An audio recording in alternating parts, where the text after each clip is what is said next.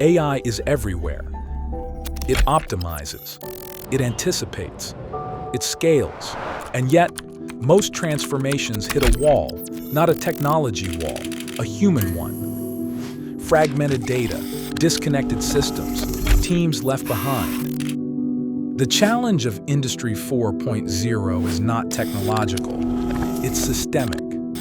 Technology without human judgment creates no lasting value.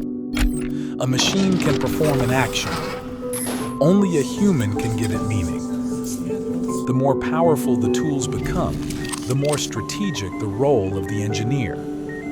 Industrial transformation cannot happen against people. It must happen with them. This is our conviction. We don't replace the engineer. We augment them. Not engineering replaced, engineering augmented.